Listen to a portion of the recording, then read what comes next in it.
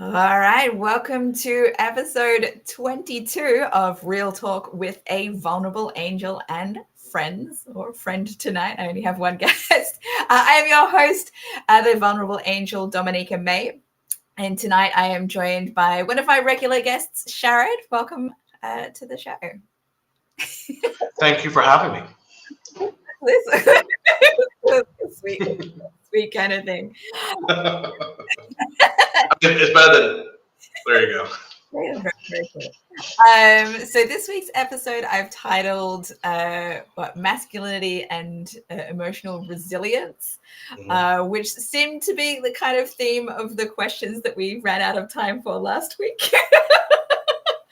Last week we were kind of talking on, the male archetypes of alpha, beta, sigma, and then there's a few other ones, and whether or not these labels are useful or hindrances for men and that sort of thing. So we ended up having a new viewer who had a lot to say. We had some great interaction with him, but it meant that we ran out of time to cover all of the questions that I had from ChatGPT. So we're just continuing on with the questions that we had. If you are new to the show, what we do is we try to have vulnerable conversations, talk from our real life experiences as much as possible about things that other people might struggle to talk about. So I guess we'll jump straight into it. So I rearranged the questions a little bit from what it was, but anyway, here we go. What does secure masculinity look like to you? I think the key word there is secure. Because I'm sure at one point, both of us, I'm sure both of us, we've either had someone in our lives that's had a very toxic sense of masculinity, but we have to define what is masculinity to you. Because some people might think what's his name, Tom Selleck kind of masculinity, like bushy mustache. Another guy thinks like smoking a stogie. The head of the household, like alpha male. But one thing I've come to realize in my very, very brief time in this world is, while yes, that is your archetype, I think recently in the last few decades, it's all about a bit about inner masculinity. It's all about, so what does masculine mean to you? For me, it means being in control. It means being not necessarily mature, because 9 times out of 10 we're not, but just being, having strength and, being able to exert it as and when. So for me, I find masculinity is something that comes from within. Obviously, you could have your big buff guys with your massive beards chopping wood. That's that's top shelf. But in terms of anything else, it's just about having a inner confidence rather than anything else. So that's what I think. That's what it means to me. Yeah. I was just thinking, I feel like the external aspect, right? You can have secure and insecure men having that tough guy look, right? Yeah, of course. We've all been there. We've all been there. So I do agree with that, inner strength aspect. And when you mentioned being in control, what I was thinking of is more the in control of oneself. Yes. And reactions and responses and emotions and all of that kind of thing, rather than external control. Because I think that's something that some people get mixed up in their heads or confused about. They feel like you need to control everything else around you as well. And that's where the toxicity kind of comes into it. So hit the nail on the head. Yeah. Well done. So I agree. I think, secure masculinity definitely comes from within and how you see and perceive yourself. And sometimes you might be influenced by the people around you, because, at least for myself, not in masculinity sense because I'm a woman, but it's hey, women can be masculine too. Plenty of women that know masculine. But in terms of I feel like receiving compliments from other people has actually helped me feel more secure about myself. Like I've had other people who have helped increase my confidence because of their belief in myself, but their belief in me. Grammar. Yeah, and so yeah, I think you don't it doesn't necessarily all have to come with from within. There can be influence from people around you, but it's how you take that influence in, right? Yeah. I mean, like I don't know about you, but I've kind of, all right, this might sound a bit un-PG, so let's go ahead then. Like I've discovered a new kink for me recently in recent months. I didn't realize I had it before. Muscle mummies. Oh, really? Yeah, like I didn't know, because like I mean, obviously I knew that buff women existed. When you see them in the gym, I'm not joking. I'll just be on my phone. I'll just be like. So you noticed this specifically from being in the gym, and it wasn't from that other week back where I was going like this. I mean, that too. But, well, I mean, like as you know, I'm a massive fan of pro wrestling, so I think that maybe that subversion's kind of gone into it. Yeah. But I mean, the fact is, women can be just as masculine. But when you think masculine, you don't really think. Not necessarily, but it means someone who is, as you said, someone who's in control. In control. Mm-hmm. In control. Like you could have a super buff dude, and they're like, like in a second they can switch. For me, that's not masculinity. That's fragility, right? It's what? Fragility. It's not masculine. Yeah. So yeah, but muscle mummies. I'm just I don't know. I don't feel like I've ever had anyone describe me as masculine, but I probably have a lot of masculine traits. I mean, I'm pretty outspoken at times, and so that's not, it's not a more feminine trait, right? To be outspoken. Well, but by traditional standards, no, yeah. And I have a history of going into fields where it's predominantly male fields, engineering and stand-up comedy, improv, all that good stuff. Video games, like, it's less so now, but like I was into video games back in the day where. Back in the 90s, yeah. Back in the 90s. Yeah. You were what we call a unicorn. So yeah. The unicorn? Wait, please explain. Well, I mean, the fact is, I mean, obviously back then, even if you were a guy, video games were like uncool and nerdy.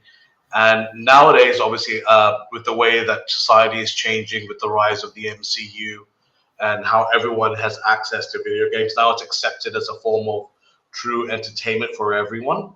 Mm-hmm. But back then, if you met a girl who even had, let's say, a Legend of Zelda T-shirt or a Super Mario cap or something, or a badge with Yoshi on it, everyone's like, oh, she's the one. And then she walks past like, ha, ha, ha. She understands me. She's the one. I wonder if this is more common in like Malaysian culture growing up there, because I didn't feel like, I mean, I was into like Super Mario Brothers and stuff in the 90s, but I don't think I didn't buy any Super Mario shirts until like the last couple of years. Actually, it's funny you say that, because I lived in Malaysia until I was 16 before I moved to England and later on to America. And for me, it was the opposite. It only seemed to be predominantly in America where this subculture of the girl geek or the female nerd kind of came out. And in Malaysia and England at the time, it wasn't so mainstream, but obviously, this is a more recent thing and more so in Western society, really, rather than Malaysia. I think I know we're kind of straying from the original topic, but I think it's interesting because no, it's fine. It's kind of interesting for you to talk about like this whole unicorn aspect, because my experience with dating, especially when I was younger, where there were a lot less women who were into this kind of stuff. I found that the guys that I hung out with were not actually attracted to me being a geek. Like they were just like I'm just at friend level, right? Because I'm into the same stuff rather than it being a attraction. So I don't know. It's maybe less so now. I don't know. It's not like I get a lot of people hitting on me. No. I mean, like put it this way. I think obviously having that. I mean, just from my opinion, if like since we were talking about pro wrestling, right? When I was in England, I had a female friend, super hardcore into pro wrestling, more so than me. Right? She would actually hang out with them backstage, and she was friendly with them, and she'd buy all the merch and what have you. Wow. And very, very beautiful girl, but I just there was no, and we were good friends. We spent a lot of time together, but there was no attraction. No attraction. So I don't know. Maybe it's just the fact is, in my opinion, whenever I meet someone who has a raw passion with something I'm also passionate with, the focus is on the passion rather than the person. Interesting. So maybe it could be that. Yeah. I think it depends. I have had, I mean, the people that I have connected with romantically, we have also connected on that interest level. But that doesn't necessarily mean that interest level alone is going to spark that attraction, right? Yes, correct. All right. Well, I'm ready for the next. We did have Timmy dropped in to say hi. Hey, Lego Timmy. How's it going, buddy? I think he's dropped out again already. So that's fine. Let's move on to the next question. What are some moments in your life when you felt most yourself as a man, not fitting a mold, but just you? Obviously, this is not a question for me because I'm not a man, but I don't know about that. I have seen your penis. It's massive. So yeah, girthy as well. What have I had surgery to have one? And no, it's a strap-on. Not particularly long, but girthy. There you go. Penis is not what makes a man necessarily, because there not are necessarily. Trans men who do not have them. True. I don't know. That's a very good question. How do I feel most as a man? Well, what do you think when you think of when someone says man? Right? You think masculine. You think in control, as we were talking about earlier. I think I would probably feel like it's just like human, really. Like, whether you feel just yourself, are you being your most authentic self? So like I could answer this as like feel most myself as a woman, not fitting into a mold, but just you. I know this is not the masculinity aspect. That's okay. I think to answer this as a woman, one of the things that makes me feel more myself as a woman, not fitting into a mold, but just me, is a combination of things. When I feel sexy in an authentic way, like I'm excited to dress up in a sexy way and show off just to a specific person. Like I don't want to flaunt it to just anyone, right? You just you don't want to show off the girls. Yeah, I'm not on OnlyFans. Not yet. But I think one of the things that makes me feel in control in my feminine qualities is being able to show that side of myself without fear, without judgment, and feeling like I'm going to be appreciated and accepted for exactly who I am, regardless of like whether I'm being silly in lingerie or I feel like most myself is anytime I'm really, really authentic and able to open up with my emotions and everything. Like I feel like I don't know how much this live stream has helped me with this, but I've been noticing more and more, no matter what media I'm consuming, I am finding it much easier to be emotionally expressive as I'm watching content. Like I just like start crying, just like anything that I watch. I'm just like, oh my God, that's so emotional at this moment. Like I just binged Attack on Titan over the last 11 days. A lot of episodes. I don't know how I fit it all in, but anyway, I did. Yeah. And so I was watching the final few episodes today, and I'm just like bawling throughout all of it. And I'm just like, oh man, it's nice to be able to feel all of my emotions without judgment, I mean, obviously I'm watching it with nobody else around me, so I don't need to worry about whether or not somebody's judging me for it. But it's nice to feel, I feel like it's grounding me back into who I've always been. Like when I was a kid. How do you mean? When I was a kid, like I got made fun of for being a crybaby, right? So I think that is more my authentic self, being able to be that emotionally vulnerable with, physically expressive. And I had to shut all of that down because I didn't like getting teased for it, right? Whereas, sure.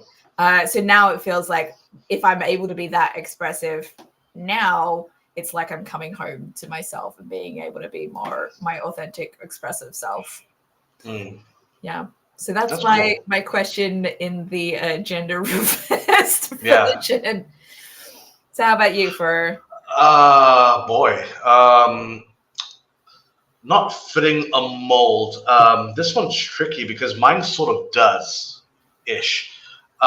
So as you know, and maybe some of our viewers might know, I have been battling a lifelong. Well, I say lifelong. I was diagnosed with an autoimmune disorder a few years ago that was quite debilitating. I didn't think that I'd be able to live on my own, to function properly, but here I am. Fantastic. And one thing, there are two things that made me feel like a man since then. Was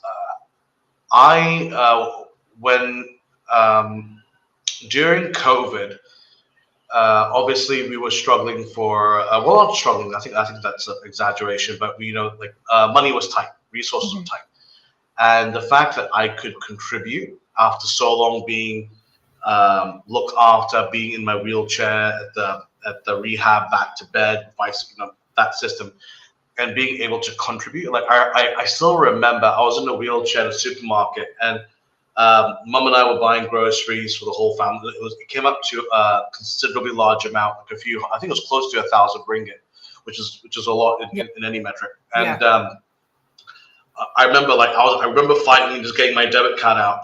And I still remember Mum was like, no. And the cashier, the sweet cashier, she was just like, oh, put your card away, let him pay. And I'm like, this is my, because I just started working again. So I was like, let me pay. And the fact that went through, that meant a lot. Yeah. Because I was finally able to repay that. The second time that happened, Mum was in the hospital. The first time she contracted COVID. And I remember we were she was being discharged, and we were about to pay the bill, and I thought, okay, I don't know how much I have, but let me just see what happens. And the bill was substantial. It was pretty high. Mum was like, yeah, don't worry, your dad and I will get it sorted out.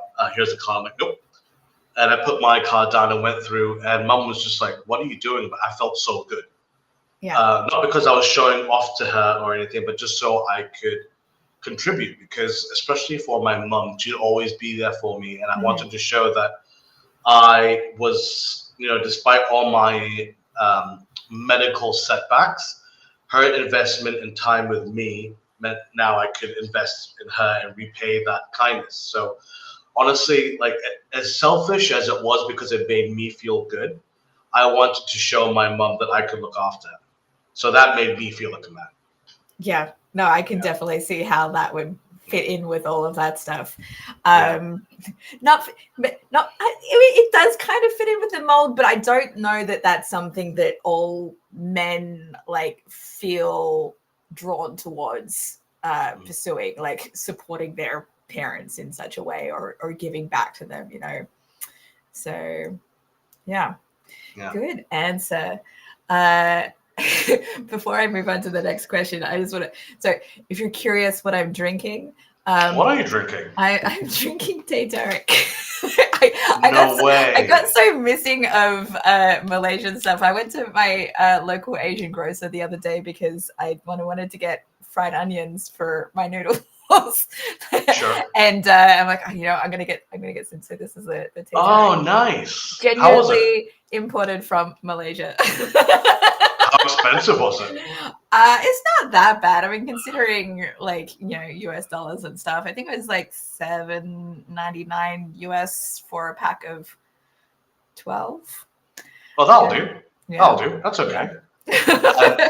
How does the taste compare? I mean, it's the same as what you would get in the packets in Malaysia because it's imported from Malaysia. Sure. So I mean, it's not obviously not the same as getting it at a mamak, right? But I mean, it's a close second best. Yeah, it's a close second best. That's good. Slurp it up, drink it in, man. Dude, I'm so missing Malaysia. I'm almost out of the kaya that I bought last time I was there. I bought 6 jars of kaya when I was last there. How the hell did you sneak that past immigration? They're like, you opening up a restaurant? No, there's no big deal. It was just in my luggage. Don't worry about it. I don't care. It's all going here. It's all going there. I had 4 jars of the regular kind and 2 jars of pandan kaya. And yeah, so we're like, there's maybe enough for 1 or 2 slices of toast. Oh no! Left. Seriously, yeah. Oh no! So I can't even use it for like donut filling, which is one of the things I wanted to use it for. I never got around to making it. You could just make sure that it's a giant donut that you relish in. It's not even enough for that. It's so small. That's what's left. I know. It's impressive that it's lasted this long. That your kaya has lasted this long. That's not bad. Seriously, yeah. I mean, it's mainly been my daughter eating it rather than anyone else. Oh. I think my son and I have had it sometimes, but definitely more so my daughter. What do the kids think of it? My daughter especially loves it. She's, like I said, she's the one who eats most of it. That's cool. So you're Malaysian at heart. She's Malaysian in stomach. So yeah, all right. There you go. Okay. She doesn't want to move back there though, like I do. Like, just bring the food here. It's fine. Mm-hmm. That's good. Yeah. Mm-hmm. Yeah. All right. On to the next question. Next question. Here we go. Have you ever felt that your emotional needs were seen as weak, either by others or yourself? Ooh, yes, very much so. I don't know if I've ever mentioned on camera anyway, talking about my dad. But he's, as I said, he's a very stoic kind of person. And basically, whenever I tried to establish my boundaries early on, he would say things like I was very, very fragile. I'm too sensitive. He said that many times. Yikes. And which is fine. I mean, because you have to remember as well, my dad is from an era and region where stoicism was pretty much part of the norm. Mm-hmm. Right? So unfortunately, when you push someone enough, either they're going to crumble or they're going to snap. And I remember there was one afternoon, my father had and thankfully he doesn't do this anymore, but he used to have this very, very toxic backseat driver manifesto thingy-majiggy, where instead of telling, he would also tell me to, which lanes to go to, which is fine in itself. That's okay. But if about once a week or so, he would actually grab the steering wheel while I was driving, and I remember there was one day where he just kept on going on and on. I just remember just begging him. I was like, Dad, can you please stop? Please stop. And he kept going. I said it a second time, Dad, can you please stop? Please stop. And the third time I just snapped. I remember I pulled over and I just started screaming and yelling and punching the steering wheel. And I was like saying, why won't you please stop? And I remember looking at him and he was like complete shock. He didn't know what to do, what to say. And he was just like, I'm so sorry. And it took me a few minutes to recompose myself. We drove back home. and that was it. But and I remember telling my best friend about this. I never want to go to that point again, where it's exhausting, isn't it, to explode like that? And unfortunately, that's what I think. I mean, some people think that, if you're weak, they'll keep pushing and pushing and pushing. But when you push someone hard enough for long enough, it might blow up. Mm-hmm.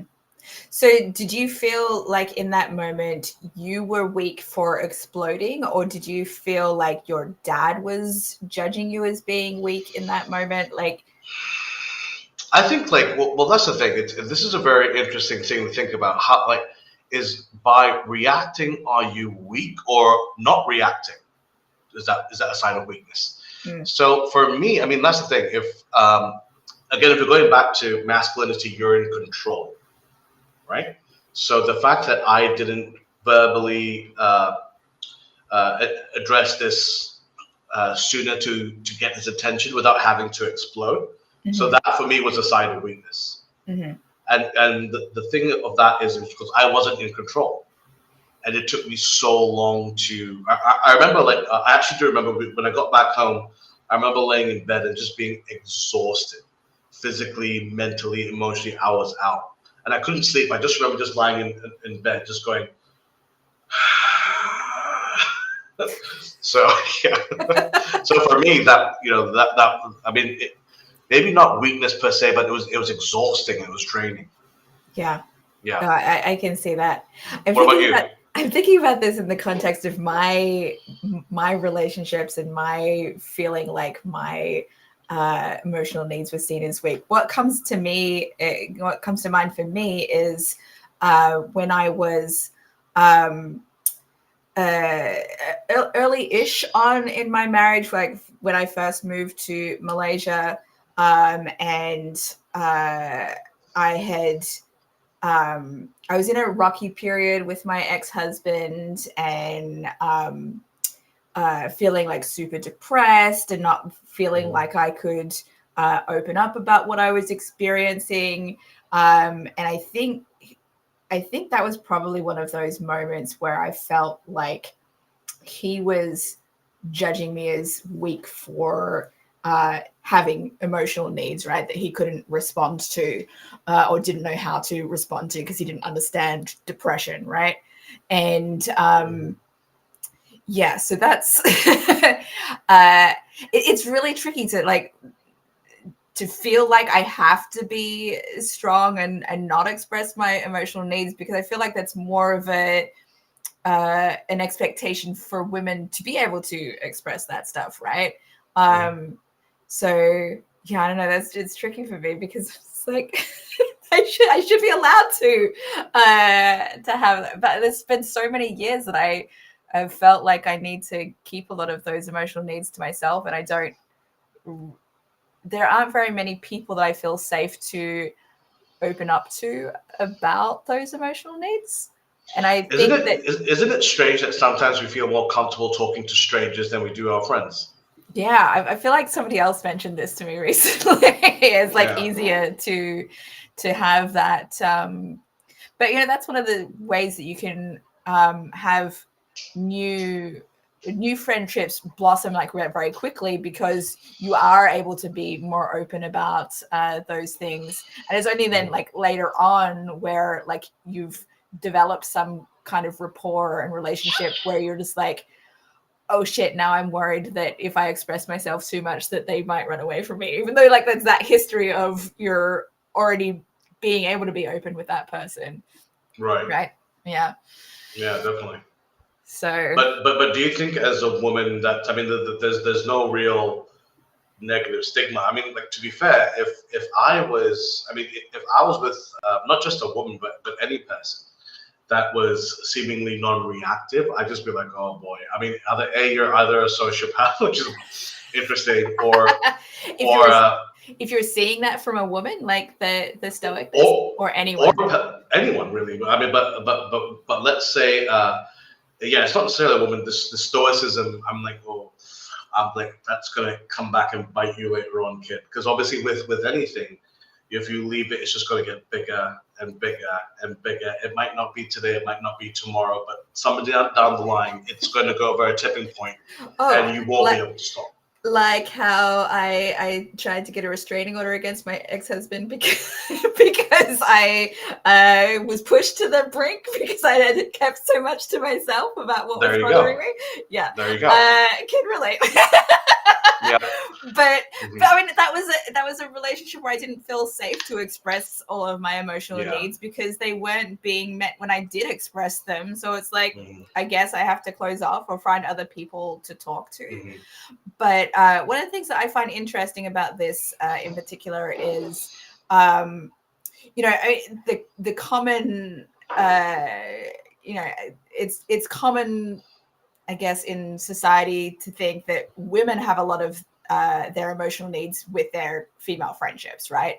They go to their women because they know how to listen and give the feedback or whatever that. But for me, I have found that it's actually been easier for me to open up about my emotions and emotional needs to men, male friends, not necessarily obviously my ex-husband was not one of them, but it's definitely. Well, I mean, he was your ex-husband. He wasn't your friend. Yeah, but by male friends who I have opened up to, sometimes turned into romantic relationships. I get you. It's not that I was necessarily intending for them to go in that direction, but that's like how they kind of ended up. So yeah, I don't know. I do have female friends now who I have opened up to about some of my things, but I think what I've found is that one of the reasons that it's easier for me to go to my male friends about it is I know that my female friends seem to be more burdened by emotional needs of people around them. So I don't want to burden them further with my own. So whereas men are not as burdened by people's emotional needs because. Can you go more into that? Because it's like that society expectation that women are the people that you go to share your emotions and what's going on with you, right?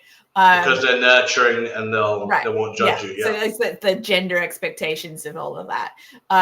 So because there is all of that general expectation, I know how much my female friends are burdened by the weight of that from other people in their lives.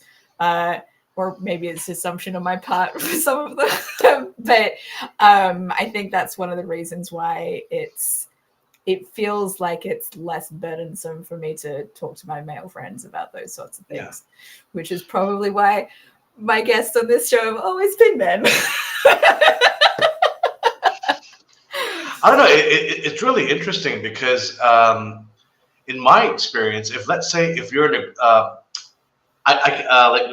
women usually they're a bit of a double-edged sword because traditionally, yes, in my experience, females friends that they're a lot more open to having a dialogue about emotions, give a bit of a back and forth. But there have been times where, and I have several examples in my head when I opened up to people, particularly talking about my illness or talking about my mother who passed away. I can tell you, I had one friend who said that she actually wrote to me, I can't handle this, which is fine. I'm not judging her for it at all. So I think it really does depend on the people as well. Right. Well, this is why, I think some women can't handle it because they are receiving that kind of thing from more people. So I've definitely had moments where, somebody has expressed, overwhelming emotions with me. And I'm like, I can't deal with this right now. But it really depends on who the person is and what their relationship to me is as well. So if it was somebody that I just started dating and that was super depressed and they were laying all of this stuff on me, I was like, no, I can't deal with this right now. I'm sorry. It's too much. Because I'm also my type of empathy is and this is related to being autistic, is that my body takes on other people's emotions. So even if they're not saying or expressing what they're feeling, if they're feeling it in their body, my body takes it on, right? So like it's like osmosis, I think is the word that I've used before. It's like my body brings in that other people's emotions by osmosis, and that can be very, very overwhelming for me. And so I think that's one of the reasons why it's easier to talk to guys about it. Have you found it easier to talk about your emotional needs to men or women, or has it just been kind of depending on the relationship? I think it really does depend, because like I said, I was talking to one female friend, and I remember like actually no, and there was a time when I was in Savannah, I was with someone, and I remember I had a bit of an emotional outburst about I had some bad news from home, and she comforted me, and it was very, very nice. But then she just kind of ghosted me 2 weeks later. So I was like, And and not just that, like I'm having another memory.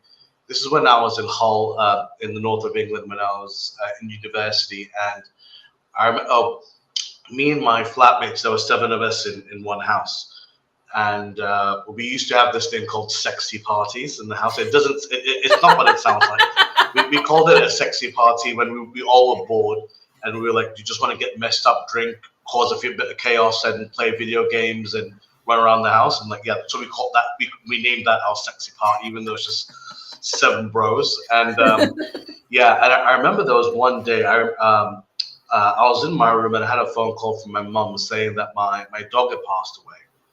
And I hung up the phone. I walked back into the living room, and I remember like we were having a few drinks at this point. I just walked in, and I sat in the corner. I just burst into tears. That was just my first reaction. And I'll never forget this. And these guys are like, like very, very, not alpha, but they're very outgoing, very masculine. I'm not joking. They all literally were like playing the games, drinking, smoking, whatever they were doing. They all literally stopped, and all of them circled around me on the sofa, put their arms around me. They were like, "Are you okay? What's wrong?" That's amazing. That's amazing. And I still have that memory, even though I was tipsy at the time, and I'll never forget that. So that goes to show, I love that goes so against like the stereotype, right, of that sort of thing. I'm so I so go against stereotype and against the grain for things, because my experience has generally been like the opposite of what those stereotypes are, right? So we have someone in the chat. So this is the person I mentioned who joined us last week, Veritas. Right. Oh, cool. That means truth. Welcome back. There you go. And he says, is it bad that the extent of my emotional needs is basically just don't bother me? LOL. Give me some examples of emotional needs, maybe. I will see if I can relate. Let's get some examples of emotional needs. What are some of your emotional needs, like in that moment where you had just learned that your dog had passed away? Right. Well, I mean, like not just that, but the basically just don't bother me thing. I can definitely relate. When I think our independence is something that we take for granted. Even if, let's say, we're in an environment where everything is very nurturing, very supportive, we still want our own space. We need our own bubble, right? And even when, let's say, someone or some people don't think that they're taking up your time or what have you, you just need a bit of alone time. That's something I think that we all can do. So I mean, having alone time is, don't bother me. That's very much so an emotional need.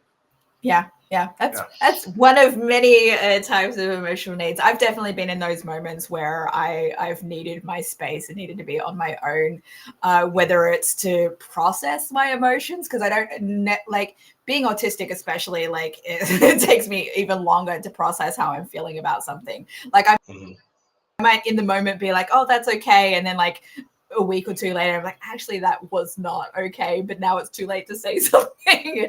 you know. But you did come to that realization, but better late than never. Yeah. Better late than never.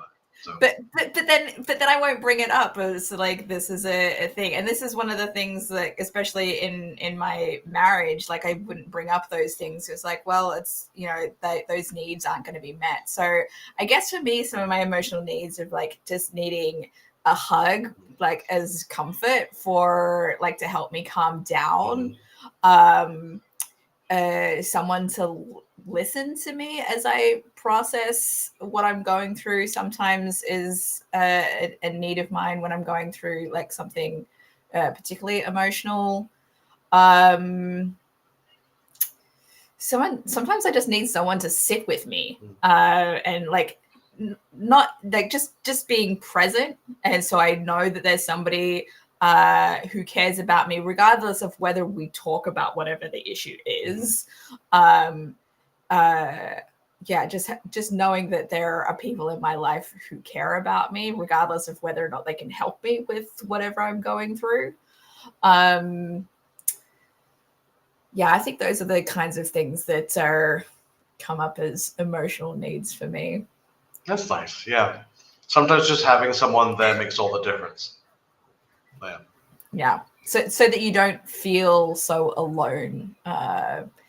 I guess some other ones might be like right now I have I'm part of a what's called a job search council. Oh wow! Which comes from this Never Search Alone book. Nice. Okay. So it's a group of 6 people at the moment. We're all job seekers, and it's like a support group to help us like stay motivated and keep up the hustle. Keep up, and so it's like a support group, and I think that's a big part. That's a big emotional need that's being met there, because if you're unemployed and looking for work, like that's very isolating if you're doing it on your own. But when you have other people that are kind of going through that experience as well, you can bounce the ideas off of. And then it becomes less isolating. And yeah, definitely. Anything. I think a lot of my emotional needs come from wanting to feel less isolated, less alone. Because when you're experiencing something that you're like, oh man, I bet I'm the only person that is going through this kind of thing. It's so hard. No, I feel you. Then you let depression and anxiety creep in because you have no one to talk to about what you're going through. Yeah, stoicism can only get you so far. That's right. So Veritas, let us know if you have any of those or have had any of those kinds of experiences of emotional needs. All right. Next question we have from ChatGPT is, I gotta just speak right now. Do you notice patterns in how you show up in close relationships, especially when you feel triggered, insecure, or rejected? What do you think for you? For me, yes. I've talked about this on previous streams as well. Like, and it takes a long time to kind of even identify what the trigger is and what the pattern is as well. But I have a pattern of pushing people away when things get to be too much for me, or I'm afraid of being abandoned, or afraid that I'm not going to be accepted or reject, like so many of those kinds of things. I do a lot of that, pushing people away, self-sabotage kinds of things. When things feel good, it gets scary because it's like, how long is this going to last? Those are kind of my patterns that have shown up. Yeah, I think the self-preservation thing is something in all of us, right? Like it's the idea where there's an analogy I have. Have you ever seen Evil Dead 2?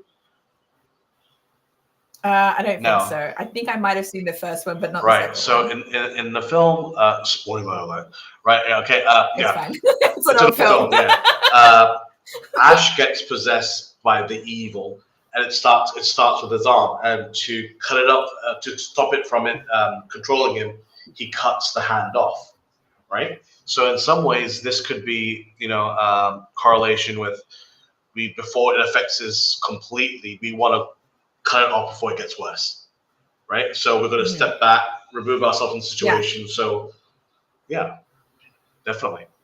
Yeah, but it's not always the best thing to actually do. Never. Though. Like we're afraid that that it's going to end up that way, but we don't think about the alternative, that like what happens if it does actually work out, right? And it's like no, but if it gets too good and then I lose it, then that's worse. So just cut it off now. Yeah, exactly. You're self-sabotaging because if you're trying to think 3, 4, 5 steps ahead, like this is going great. Oh, but that means when they inevitably break up, I'm going to feel horrible. So let me take the first step and let me end it now, so I can be in control of it. I've actually sometimes gone the opposite way, where like, especially in my marriage, right? Because, okay, so this started, I think my mum passed away in, oh my God, the anniversary is coming up pretty soon. May 3rd, 2005. So it's almost the 20th anniversary of when she passed away. And her birthday was March 4th. So that period between her birthday and her death day was, I noticed that there was a pattern for me of really wanting to push people away during that period. And I was pretty sure it was connected to my mum stuff. And like, I got married right in the middle of that, like April 8th. So it was like March was my mum's birthday. April was when I got married, and May was her death day. So it was like anytime during that period, it was like I'm trying to push my ex-husband away. And like, because I noticed that this pattern was coming up, I'm just like, okay, I'm probably just self-sabotaging right now. And I'm not, so like I contained myself, but I went through so many periods where I'm just like, I wanted to run away and I wanted to escape my marriage. And I stopped myself from doing so because I thought that all it was self-sabotage stuff. When in reality, I probably should have left a lot sooner than I did. But because of like this idea that, I could be self-sabotaging, or I might just be running away from something that's good, I kept trying to stick at it and like push myself through it. So yeah, that's another pattern, is like sticking through something even when it maybe isn't healthy. That's another pattern that can show up. I don't know. Like for me, like one thing that I've learned over time and with experience is everyone, including myself, we get scared about what if this person rejects us, but we never ever think what if this person changes our life and wants us forever. We never think about that. We always go to the worst case scenario. So it's very self-sabotaging. So much like, but I think because this is our survival mindset, right? We're trained to, or like biologically trained to protect yourself. Notice these like little signs of, where we might be there's scary moments when we try to protect ourselves, but a lot of those self-protective mechanisms are what end up sabotaging something that is really good. I mean, you pretty much just described the fight or flight kind of response, isn't it? Yeah. Fight or flight, or fawn or freeze. And I've definitely done all of those. I think fawn is one of the things that I did most often in my marriage, especially when I was on the receiving end of like silent treatment, because he kind of trained me to, like, the only way that he was going to talk to me again was if I, proved my worth to him, or like, did a lot of nice things for him, and then he would start talking to me again. So like that's the fawn response. And and then I can go through freeze moments where I'm just like, I don't know what to do, so I just won't do anything. And the flight response would be those moments where I wanted to run away. And even if I didn't necessarily act on it, there were definitely a lot of those moments where I wanted to. And then fight is like, we just get into a full-blown argument, like yelling match and stuff, which is probably less common for me, but I've definitely had all of those survival responses. Right. Yeah, I mean, sometimes it's just the best thing just to let everything out. So yeah. So what about you for patterns? Have you noticed any of those kinds of patterns for yourself? Yeah, I think based on my own upbringing, I definitely saw some. It took me a while to see some familiar patterns going with my own parents. They were, how do I phrase this? They were in a very unique marriage situation, and that made me think as well. When I started dating people, I was like, do I want to replicate this relationship? Is this what I want? And and then back and forth, it made me also think, if I do get with someone, will I become like my parents? Will my relationship become like that? And so that scared me too. So it's very, very tricky. But at the end of the day, though, like I said, it all comes down to experience and finding out what you really want. That will take time. You won't get it right out of the gates. So as long as you get there eventually, Yeah. The other thing is that, like, with the kinds of stuff that you were talking about, like not wanting to repeat the, behaviors of our parents, is that because that is what we're used to, though, then we often find ourselves in a similar relationship dynamic, trying to repair or fix the dynamic. But we're often doomed to replicate it, aren't we? So exactly. So it's such a tricky thing. Even when we think like this is completely different, then like as time goes by, it's like, oh shit, it's exactly the same as what I was trying to avoid. I remember, like, I can't remember who it was that told me this. I think I might have seen it somewhere or spoken to someone. He used this analogy. He was like saying, all right, whatever you do, don't think of the color purple. The color purple, don't think of the color purple. Purple is great. Purple is royal. Whatever you do, don't think of purple. Purple, don't think of purple. And then he asked, what color you think? Green. All right, fine. Yeah, but and I was like, it's like purple. And he's like, yeah. So if you keep on being told that, that this is how this is going to turn out, are you doomed to replicate it? Because you know how it's going to happen no matter what you do or who with. So tricky. That's right. All right, Veritas has got some more nice. Let's hear it. Comments for us here. So, sorry, I don't bring it up like when we're actually in the question, but so he says, I feel the exact opposite. I just want to be isolated, but I don't really feel sad, lonely, triggered, insecure, or rejected. I feel happy or angry or average, and I usually understand why. Maybe you just haven't had the kinds of experiences where those sorts of things have needed to come up for you. Charity disappeared. Wait, now I can't hear you. You're going to fix your mic again. There you go. We're good. Sharon, I can hear you again. Yeah, you're good. You're good. How about now? You're good. You're good.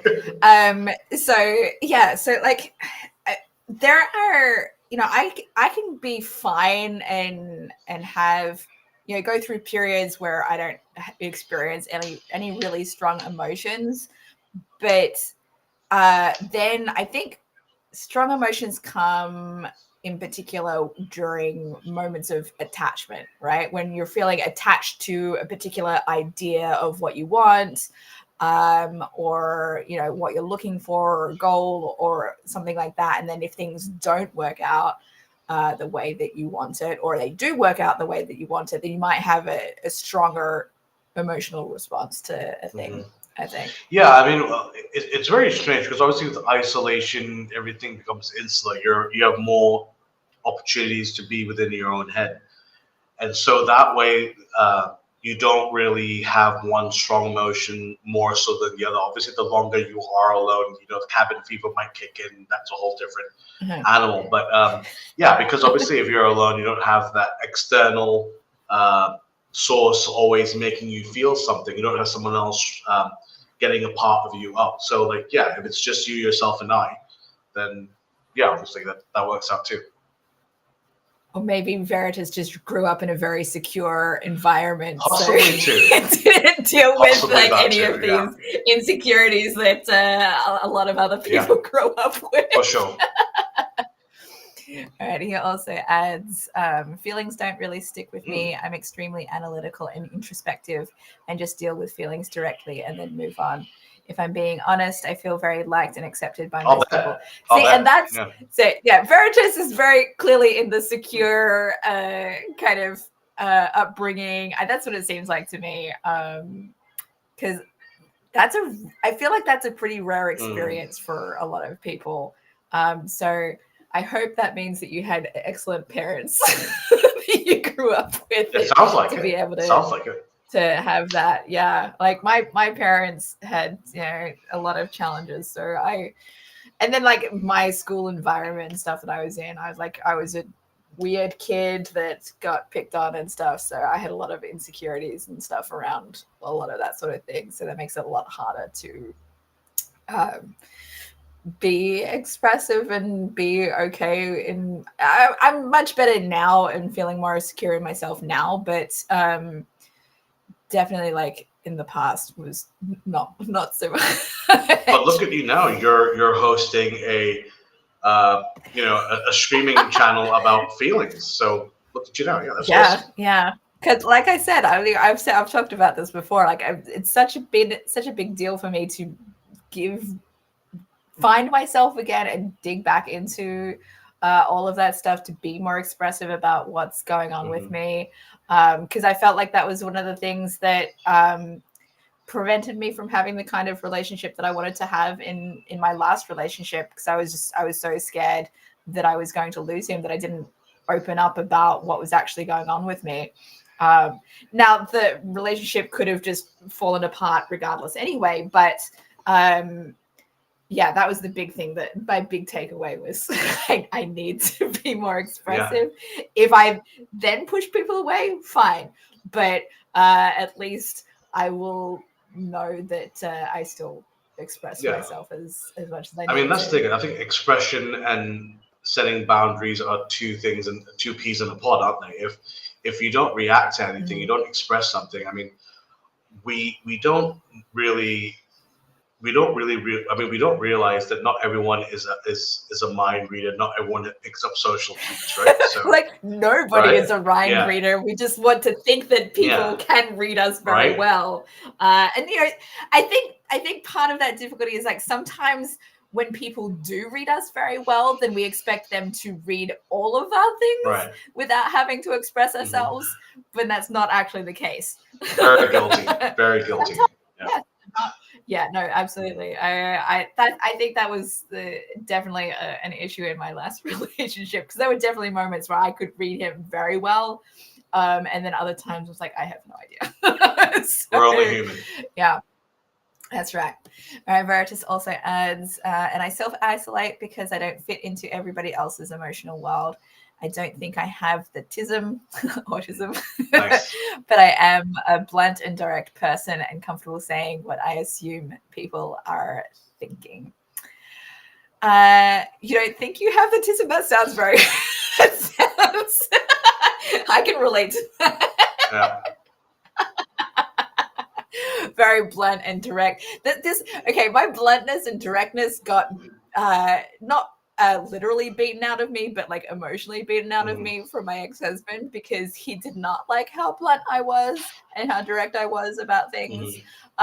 So that is something I've been slowly trying to bring back and being okay with. And like it's something that when I got into improv, it was much easier for me to speak unfiltered in an improv scene, because I'm not actually, speaking to a real person. Like it's part of the scene, right?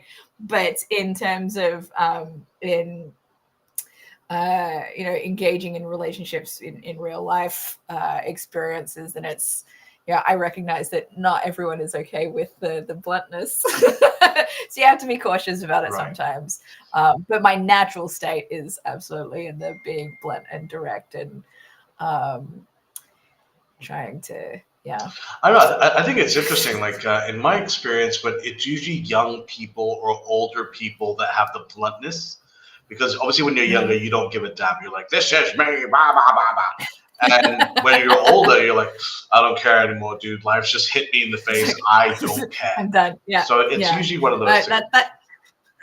That's where I'm at now. Like, I'm 41. I'm like, yeah, it's like, who gives a shit? Like, you're still in your prime, though. You're still very much in your prime. That's true. But meanwhile, so I went out to see a comedy show last night, and this is the second time that this has kind of happened to me at this particular venue.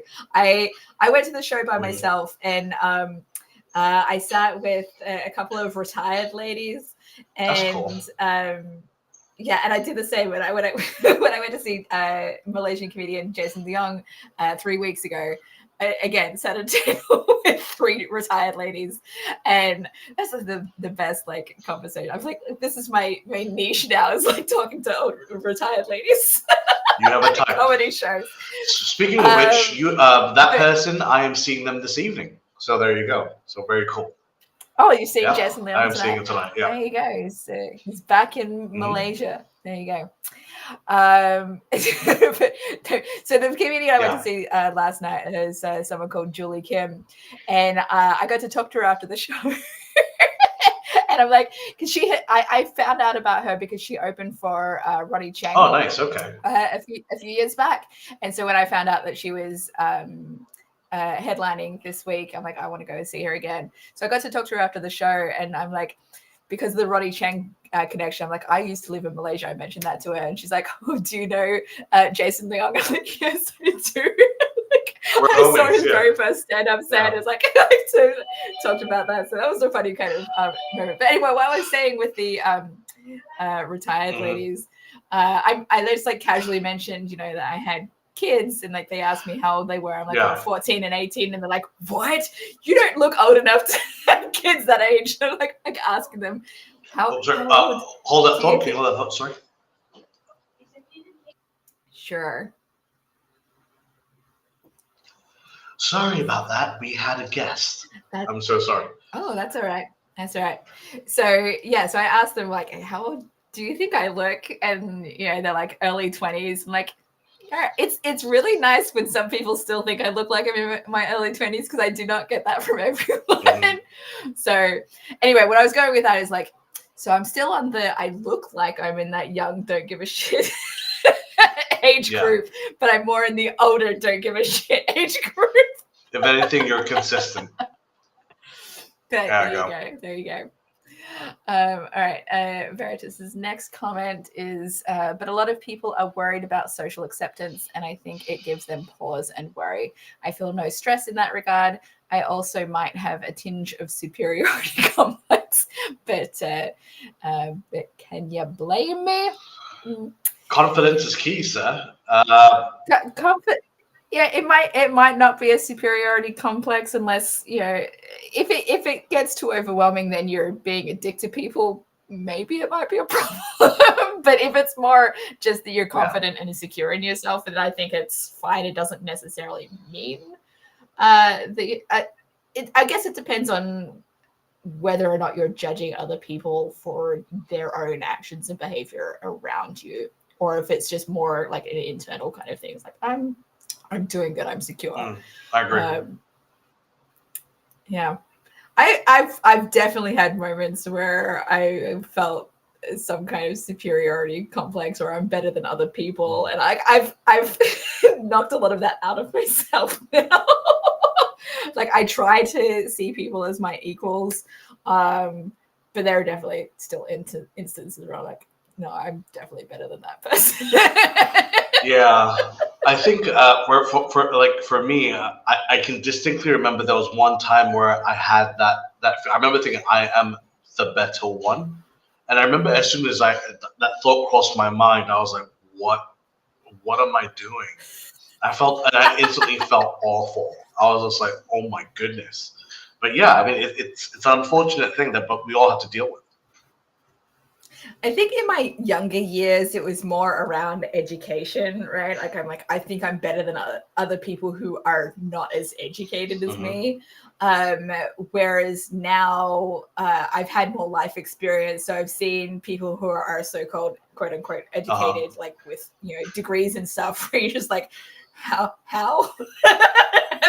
And then you meet people who either didn't go to college or did not finish their degrees, and they are abundantly smart. So like I now recognize that education does not necessarily reflect somebody's worth, whereas I might have done in the past. Well, I mean, like I said, I think that age and experience makes up for so much. Obviously, when you're younger, you say, "Oh, I'm a college kid," or "I'm in this club or what have you."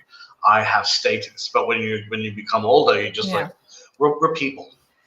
We're people. Yeah. And maybe we might have shared interests, yes, but we're no better than, I was watching this one anime recently. I believe it's called Ranking of Kings. I don't know whether you've ever heard of it. It's on Netflix. It's amazing. No. You need to watch it. And wait, which one's this? Ranking of Kings. It's an amazing production. And the protagonist is a mute, minuscule prince.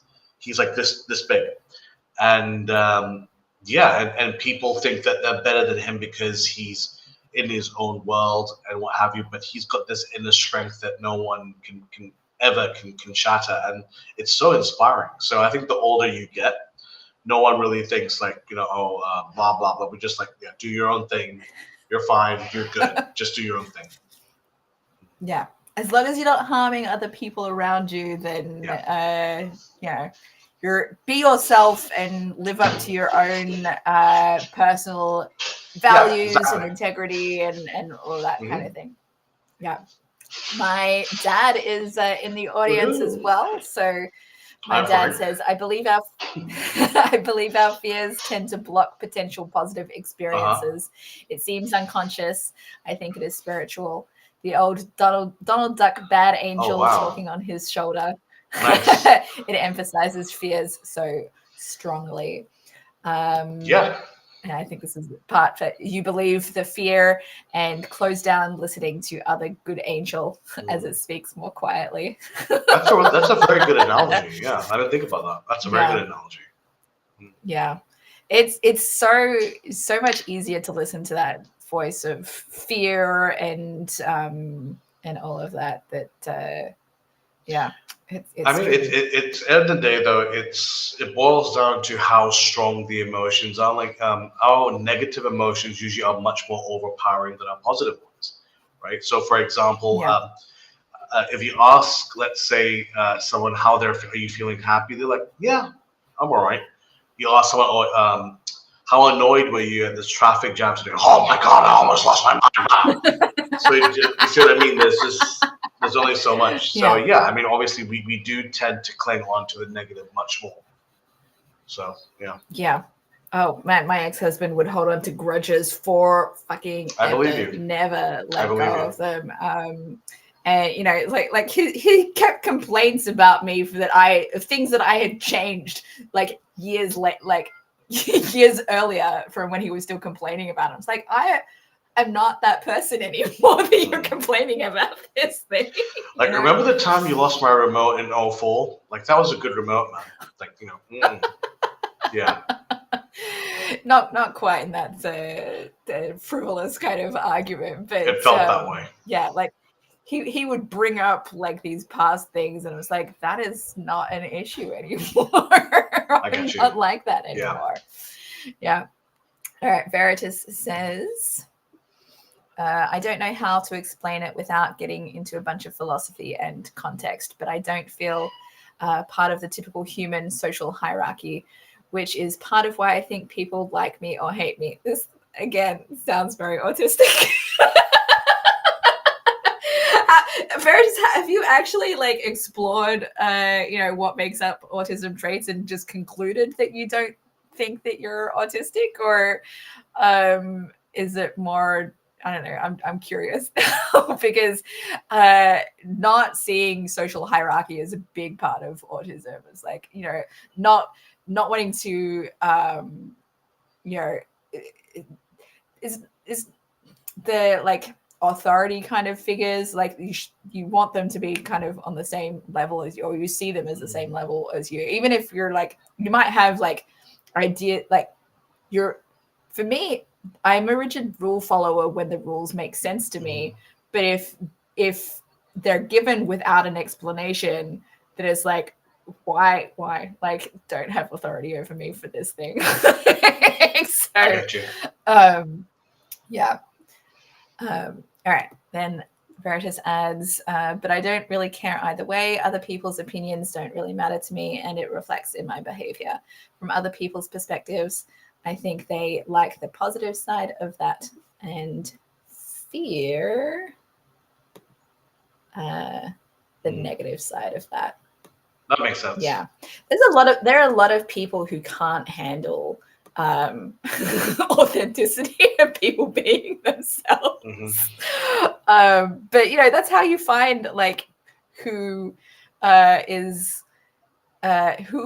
part of your circle of your people, right? It's like when you are yourself and are comfortable in that, then the people who are drawn to that are going to gravitate towards you. Whereas if you're trying to be liked by, you know, means that seems to be of what is popular, then then you're going to attract people who maybe aren't actually your people. I mean, it's a very normal thing to want to be liked by everyone. That's a very, very human kind of feeling, and it'll take us a very long time. Sometimes we fall back into it. It's very easy to fall back into. But when you realize that when you want to be yourself or your best version of yourself, not everyone's going to like you. But it's okay for that to happen, and you can accept that.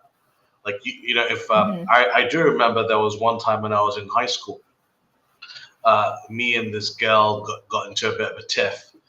And I remember it bothered me for a lot because she had the audacity to say that she didn't like me as a person. And I remember it bothered me for the longest time, for like weeks and months. I was just frustrated. What's wrong with me? And only later on that I was like, well, that's her opinion. That's fine. Then just shimmy, shimmy, shimmy. But once you get there, it's fine. But as long as you have the realization that it's okay for not everyone to like you. Yeah, I think it's easier for me to brush it off if it's someone that like I don't really know very well anyway, or I don't really care about their opinion for whatever reason, or I don't have any respect for them because of their own kind of thing. Doesn't matter as much. But when it's somebody who their opinion does matter to me, then it's a little bit harder to kind of brush off those situations. All right. Yeah, let's go for it. Okay. But Veritas again, I'm indifferent to either. I'm more interested in truth, even if it's not happy or inviting. I never think of anything through the perspective of what others might think or how they will react. That's really interesting. I think that's a struggle for a lot of people to get to that kind of mindset. Because even for me, when I do feel secure, I still consider how other people might perceive me or might react, right? Even if I still want to, you know, live up to my authenticity and my truth, there's still a part of me that is, you know, wondering how is somebody going to react to this kind of thing. Especially if it's someone that I can really care about, and I want to make sure that I frame what I want to say in a way that is not going to put them in a defensive space or various other kinds of things. But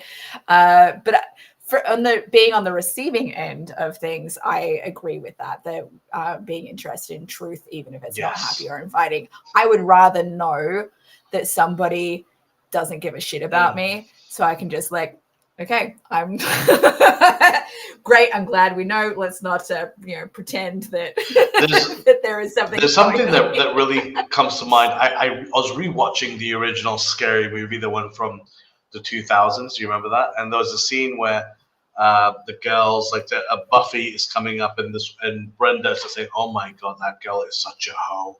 Blah blah blah, and then they come up to each other, and she's like, "Hey, baby girl," like that kind of thing. So yeah. That always cracks me up. Yeah, I hate like that two-facedness. I would rather just not like have people within my circle. Like, if you don't like me, you don't like me. But at least like get out of my way. Don't pretend to like me when you don't, because it's such a waste of time and energy to pretend in that kind of fashion. It takes a lot of energy for sure. But on the other hand, like when you're in that, it's like, I don't want anyone to not like me. Yeah. It's a bit of give and take for sure. I'll be cordial with this person. Yeah. I mean, like, you don't have to completely cut off the person. You don't have to be completely stone-faced and like ignore them 100%. But you can still be cordial, because I that's the thing. If you cut someone off, you're still making a conscious effort to cut that person off. And it will drain on your social battery, no matter what you might think it will. It depends. It depends on how you cut them off, I think. And I'm bringing this up because I did cut somebody off kind of recently. Last month, I had to cut them off. But I did give, like, before doing so, I made sure that I was like, you know what? I can't deal with this right now, but if you're willing to grow and come back in the future, then we can have a conversation. But until then, I'm done. And I have not really had much of a second thought about it since, because I felt like I said everything I needed to. And I wasn't like saying, I'm going to cut you off forever. Just like right now, you're not respecting my boundaries and my needs. So until you do, I'm done. Yeah, and that's perfectly valid. I mean, I myself, even not that long ago, I mean, we all struggle with boundaries because we're all going through our own things. And sometimes we're that, right before our eyes, the road is so foggy, you can't even see where your hand is, and that can be the same with your feelings. And ironically, when you complain about people or think about how the people gaslight you and put you off, ironically, you're doing the same thing to someone else, and subconsciously not even know. Yeah. So yeah, because especially like with the gaslighting stuff, you're so ingrained in your own perception of things that it can be hard to take in other people's perceptions of the situation. And so you might just say, look, that's not how it is, because that's not how I experienced it. But that doesn't mean that the other person's experience was the same as yours. You need to be open to that kind of their truth as well, to kind of figure things out. Yeah, I mean, as we mentioned before, we all go through life thinking we're the main character of the story, aren't we? But we're all we're an ensemble. People, I hate to break it to you, we're an ensemble. So no, you're just a side character in my story. You're a cameo, bitch. Yeah, okay. You're just the lesson coming in from the side. You're the lesson that I need to learn. Your character doesn't even have a name. Right, exactly. I'm getting behind on comments again. Okay. Veritas says, I'm actually super nice to people, and that's an honest evaluation and not a make myself feel good one. But if I am being honest, a lot of that comes from the superiority complex. I'm going to scroll down so I can actually get the next. I look at people how most people look at kids or the mentally challenged, not with disdain or malice. I see them as good people and have patience with them because I don't expect much. Sometimes they surprise me. I like that. I think yes, and I have some agreement with this and some disagreement with this. Please, because I feel like when and this comes from being in my marriage as well, like I let go of all expectations in my marriage, and I think that was a bad thing, because it meant that when I had no expectations, it meant that I accepted things that I really should not have accepted. So I think it's okay to have some expectations, but you need to express them if you do. Because children, remember, we're not X-Men. No one's a mind reader. Exactly. If you don't say it, it's not. How's the other person supposed to take it? And yeah, we're all guilty of this. If you have unexpressed expectations, then and then people don't meet them, then you're going to be upset about it.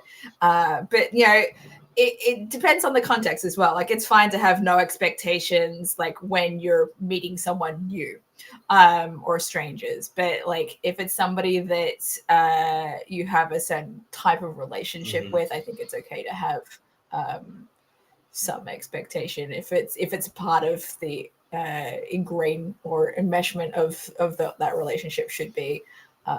Then I think it's okay. Especially if it's like basic respect. I have an expectation of basic respect. Asking for way too much, my friend. Asking for way too much. Oh man, there are so many situations where like that's why I've seen like all these videos where advice to men where it's like the bar is like so low that it's beneath the ground and you still don't meet it. Like, all you need is basic respect for human beings, and you still don't meet that bar, then no. Let's see how long you last. That's right. All right, Veritas also says, I've learned to just meet them on their ground, keep it simple, keep it polite, be friendly and helpful, and understand that they are run by emotions. It honestly feels manipulative to me sometimes. Oh, interesting. Feel manipulative if you're just meet them at their level. Or maybe being run by their emotions, that their own emotions manipulate them. Maybe. Oh, I thought that he was talking about from his behavior perspective. It could be. Well, I mean, if you look at it, it is manipulative in the sense that you're controlling the situation. So, I mean, by keeping it polite and friendly. Yeah, I mean, there's nothing wrong with that. I think that's part of like that general expectation of basic respect, though, is being polite and friendly and helpful. I think that's a piece of that basic respect for all human beings that they deserve it. And unless something happens that you're like, okay, this person doesn't even deserve my basic respect. I'll just like move on. You know what they say, F around and find out, right? So yeah. That's right. FAFO. Yeah. All right. Next comment from Veritas. This is how I have always been, even as a kid. I think when I was very young, it confused me. It made me think people were liars and fake. I didn't understand what was driving them and assumed they were like me and thought like me. Figuring out how they worked was quite a revelation and actually took away a lot of my frustrations with people. They weren't lying. They were fitting in, or okay, scroll down again, fitting in or being influenced by external forces, which again was foreign to me. Once I understood it, I didn't feel the need to expose that part of people, the social approval parts. Yeah, okay, I think that's the end of that Interesting. section. Interesting. Yeah. This sounds very, very much like autism to me. I'm not saying that you are autistic necessarily, Veritas, but I can relate to some of this, even though like I shifted as because women are socialized in a particular way that if we don't meet certain expectations, then we should shift and stuff. But me at my base level relates to that sort of thing. Not understanding that other people don't think like I did, but I think that's a common thing for everyone. A lot of people are like this, my way of thinking is how everyone thinks, and then you like learn that that's not true. Yeah. It's like, oh, okay. Or ironically, if you conversely go the other way, like, oh, I'm the only one that thinks that way. But yeah. Oh yeah. So there's two, two sides of every coin. That's right. All right. Veritas also says, I'm talking about myself a lot here. Sorry. No. I said last week, Veritas, that the whole point of doing this as a live is so that we can have the audience interaction with us as well. And it's fine if we don't get through all of the questions that we have planned, because the audience interaction is something that we love to include. Yeah, I mean, it gives us something to think about. So the more comments, the more questions, hit us. Yeah, no problem. Mm-hmm. So I didn't read all of that. So I just have paid a lot of attention to people through my life and understand where I differ from the norm and why. Good. Yeah, I'm a very observant person as well. I mean, this is one of the reasons I'm a writer. And because I like observing how different people behave and like understanding. I try to understand people's motivations and how they differ from mine, because I'm like, that's different. I don't understand why somebody would do that. Let me dig deeper and find out why someone would behave in that kind of way. This is why I love like reading psychology books and things. Yeah, super cool.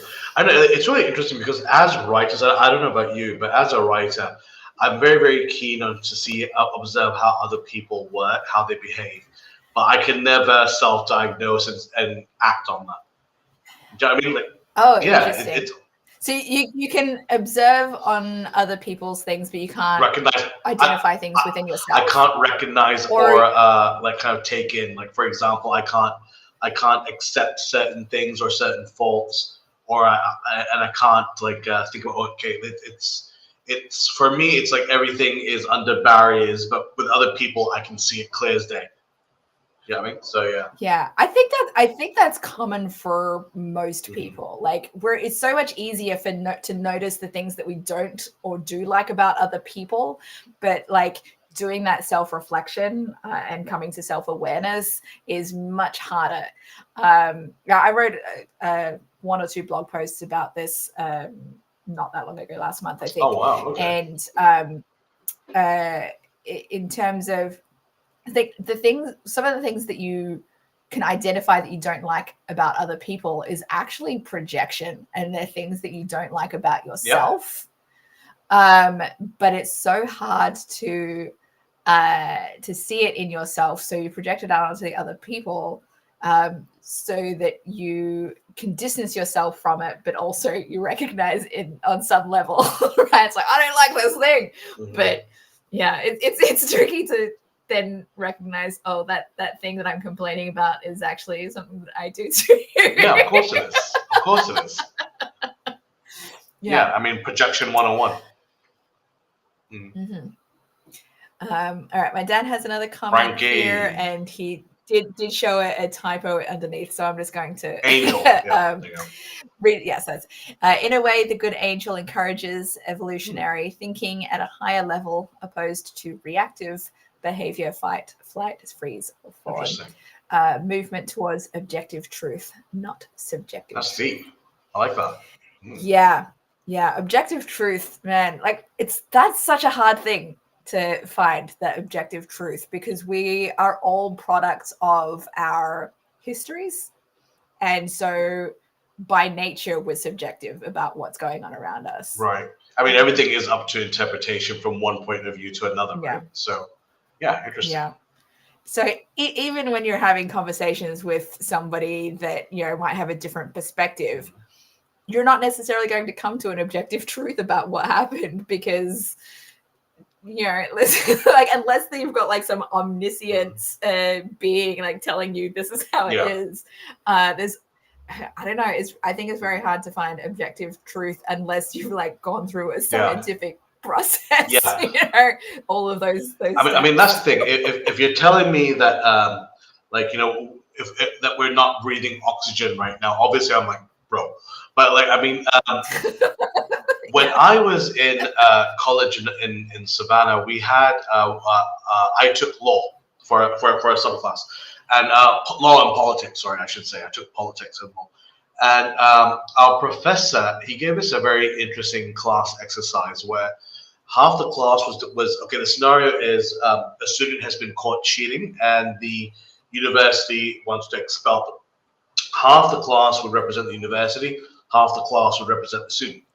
And it's interesting because of the kind of discussions we heard.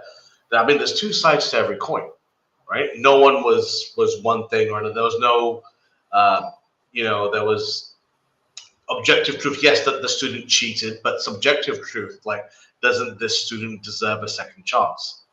So yeah, I mean, it's mind-boggling. For sure.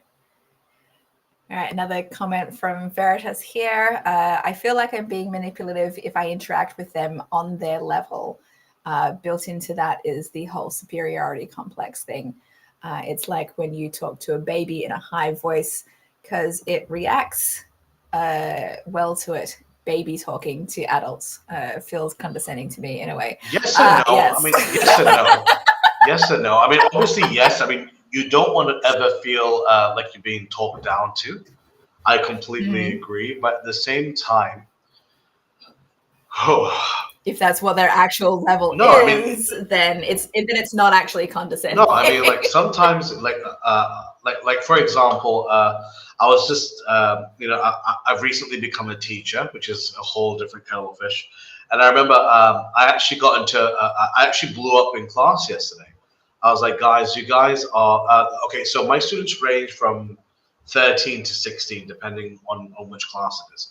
And I remember, like, students were talking over each other. They weren't doing the assignments, the class exercises I was asking to do. And I just sat down. I was like, guys, like, what are we doing here? Like, I'm treating you like adults, but if you want me to teach you like address you like a child, you guys are being babies, And so in some ways, I know it might seem condescending, baby, quote unquote, baby talking.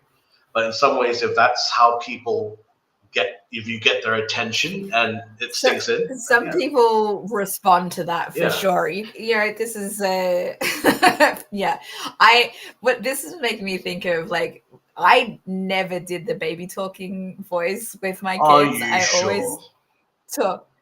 Well, I'm pretty sure it was like, or if it did, it was very limited. So like I talked to them with, very more adult words from quite a young age. And like, just, and because I didn't want to treat them like they were not capable of understanding. Now, some things, might have been, if it was like really beyond their age level, I wouldn't have talked about it at all. But it's like they're little humans. Like, I'm going to talk to them as if they're people rather than like speaking down to them. I think it depends on the circumstance and the relationship you have. I mean, like, every time I talk to my dog, it's not the same way I talk to my best friend. I'm like, hey, Bubba, you had a good day? And my best friend Olivier and his wife, they always crack me up because they're the perfect couple, because they'll baby talk with each other sometimes as well. She'll be like, hello, baby. And he'll be like, hey, darling. Yes, but I'm just like, guys, I'm right here. So, like, but it's cute because, I mean, that's their love language. So it depends. This is reminding me. There are moments where I'll do a silly voice with my kids, but it's not in a condescending way. It's like, this is a familial kind of way of talking. And I would never talk to them like that in public, but they understand it's not me being condescending. It's not me like being, treating them as less than or anything like that. It's like, just, this is us being silly. It's just being silly. Like, I remember when I was in Savannah, I got a bit naughty, and I remember like being around Latinas. I couldn't help myself. I would just be like, hola, mami, ¿cómo estás? And I'll just be like, and I remember, just for a bit of fun, like, I'd be around girls. I'd be like, mommy, but baby wants milk. They'd be like, just stop. I'm like, but mommy, and it cracked them up. And I mean, sometimes, like, having that quote unquote baby talk, it's a discerning way of saying we're not being serious. Let's just, this is how we can break past that barrier. And sometimes we just need to unwind and just be kids and be silly. Yeah. And it's a tension reliever as well when you can do that. All right, Veritas has another comment here for us. I am a firm believer in objective clues truth. in the name. Hold myself Veritas. to it. There you go. So,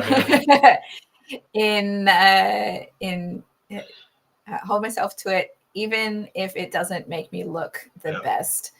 There's a reason my name is Truth the 3 times great, or great truth. Oh, there you go. Wow. Well, I mean, there is that thing, isn't it? Do you do or say the right thing, even if it's not to your benefit? Do you? Yeah. I try, not always, but I do try. Honesty is like I think I've talked about this in the past. Honesty is like one of my top values. And anytime that I am not able to be honest, I feel guilty because I'm not living up to like my own personal values. And that's like in my memoir that you've now read, Jared, I do not always paint myself in the best of light, correct? But you're honest about it. I've definitely. But you're honest about it. I'm very honest. I'm very honest about the bad things that I've done. Because FYI viewers, she's killed like 3 or 4 people, and it's horrible, horrible stuff. Monster. I would get arrested if I wrote about that. Like that's not. She'll get arrested. You probably get a 3-movie deal out of it. So why not? Yeah. From jail. No, that's not true. But no, but like I've done, and I won't mention all of those things here because it's like I want to reveal some things in the memoir rather than talking about it on a live stream. But there are definitely things that I've done that I wrote about in that I'm pretty sure people will judge me in a negative light for. Thank you, Sharon, for staying my friend despite those things. Of course. No. You are very honest. In some ways, that actually makes me like you more because you're so honest. And to grow, we have to fall, right? Right. And that's the thing that I kind of I hope to share, like, or reveal by sharing those things, is that when you are able to be honest about these kinds of difficult experiences, people do, people will judge you and, maybe they'll leave your life for it. But the people that stick around are the people that value the fact that you were honest about, your shortcomings, and you owned up to it. And that for me is where that integrity comes in. It's like, I did some shitty things, but at least I'm not hiding it anymore. I mean, as the old saying goes, like, we, when you're riding high, you don't necessarily realize who's around you. It's only when you're at the bottom do you really see who your friends are. And that's very much true in every situation. Every situation. You could be at the top of the world and you be around with 1 billion people, friends, but then how many of your friends are actually your mates? Not that many. Look at Elon Musk, Donald Trump. Like, how many people can they actually trust that who are around them versus people that are there just because they want that proximity? Or money or whatever. Yeah, because with those 2 people in particular, I mean, if there's a way where they can enrich me or give me a certain high level of status, I mean, that's what you're clinging on to for. You like. In terms of from what I've heard, particularly about those 2 people, no one really has anything good to say about them as people. And this doesn't mean someone on the left or on the right or what have you. It just means that with those people, there's a material benefit of being there, of being surrounded with them, rather than the emotional part. Yeah, for sure. Well, I think this is good for Veritas is still talking about this topic. So most people are more concerned about concerned with appearing right, or the group consensus of being right. They won't change their view because it means admitting they were wrong. I take no shame from being wrong. Yeah, I'm the same way. Very much. But I totally understand. Like I feel like that was that was a big problem with my ex-husband. Like, he was so concerned about being right all the time that, you know, I think it takes more humility to admit when you're wrong, and then people actually respect you more when you're able to admit to your faults. I have a lot more respect for people that will own up to and take responsibility for their mistakes than I do have for people who are trying to appear perfect. It's like, dude, you're not perfect. Nobody is perfect. Like, just own up to that. I mean, it just goes to show that, you know, we're growing, and there's nothing wrong with saying, oh, I didn't know that, or okay, I admit my take was wrong on this. But it goes to show that, you know, people change, and they can change for the better. Yeah, but it's so hard when, especially when, like, the thing that you think that you're right about is a big part of your culture, or people that, like, the community around you. Like, one of the reasons it's so hard for some people to get out of that mindset of, like, Trump is the best, is because they're, like, everyone they know believes in that. So, like, they would be losing their whole community if they spoke out against it, and that's well. I mean, I mean, like, is there a reason why there are so few defectors from North Korea? I mean, obviously there are. I'm not saying they don't, but again, it's, if you live in a world where everyone is of one mindset, you don't know any better. I mean, like, that's the thing. If I remember when I was in the University of Hull, we were learning about Vikings and the raids they would do. And I remember one of my classmates would be like, "What if you didn't want to kill people? What if you didn't want to do that?" And my professor made a good point. It's like, if you were, and not just for the boys, the girls as well, the shield maidens and what have you.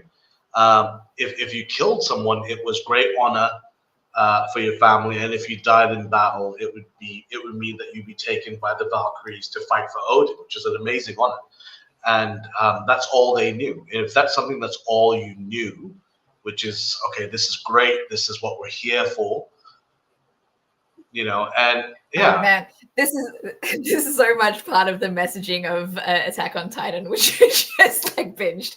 It's like, all of that, like, this is what you're taught to believe, and it's so hard to get out of that because that's all you've ever known, kind of stuff. But this is why, like, for Attack on Titan, correct me if I'm wrong, the mindset is all the Titans are evil and bad. Is that what you're referring to?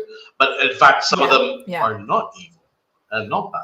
But everyone's like, no, kill them. So yeah, it's understandable. Yeah. Well, all of that stuff. Yeah, for sure. I didn't want to give too many details about it. Spoiler alert, yeah. People, maybe spoilers kind of stuff. Because it was only a little over a year ago that it finally finished. So like, people just, I was like, anyway, I was going to say something else related to this, but now I'm sorry. I'm so distracted. No, it's fine. Veritas says, I would shame myself, the only authority that matters, for holding onto false. Well, you're very secure in yourself. Good for you. Yeah. Oh, I remember what I was going to say. So, the idea that utuniversities are liberal, bias kind of areas that, brainwash, young minds and things. It's not the education that they're getting. It's that these kids are going and meeting people of different backgrounds outside your social circle. So, and that's the thing that gets them to kind of change their perspective, because they're finally listening to other perspectives that they are more freely able to give themselves a different way of thinking, of give themselves permission to think a different way than the way that they were raised, because suddenly they're getting different messaging. And it's not necessarily from the education that they are learning about or the course that they're doing. It's like from the other students and their friends, the new friends that they're making, and that sort of thing.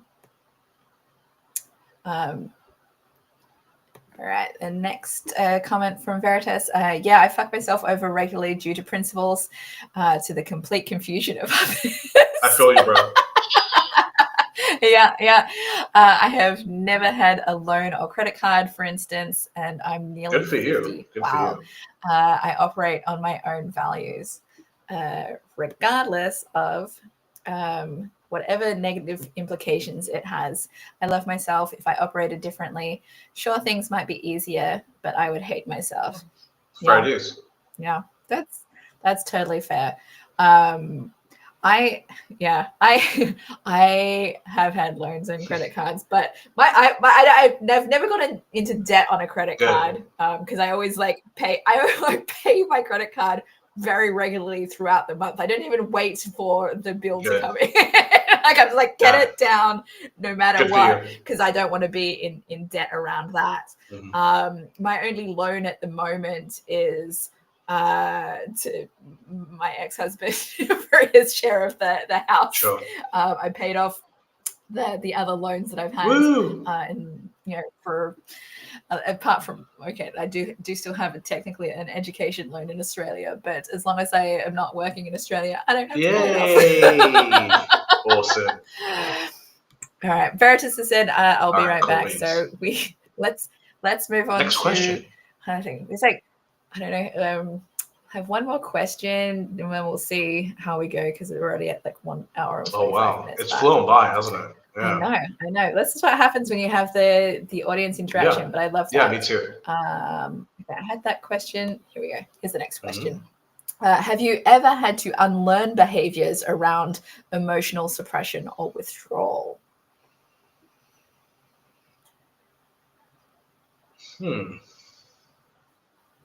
Yes. I think I kind of already discussed this a little bit even this stream tonight. I've talked about how I learned to suppress my emotions in my marriage, right? And it's through doing this live stream that's been helping me to unlearn those behaviors and be able to talk more openly about, my emotions and what's going on with me and all of those experiences and stuff. So for sure. For me, I think that addiction could be a massive behavior a lot of people will have to unlearn. Whether whatever it is, whether it's drugs, alcohol, tobacco, something harder, whatever it is. It's very easy for us to fall into comfort whenever we're feeling low. There's a reason why people with depression or even the unemployed, they struggle to get out of that position they're in. So it's very, very difficult, but when you do, you feel lighter. It's very, very hard. But it's amazing where if you can take those first few steps, who knows? But it takes a lot of time and a lot of hard work. For sure. Yeah. Especially during those depression moments or long bouts of depression, because I've suffered from clinical depression myself, and it can be hard to find people who you can open up to about it. Like I said, my ex-husband was someone who did not understand depression at all, so he wasn't able to emotionally support me, and I felt like I couldn't express what was going on with me when that was the experience that I had, right?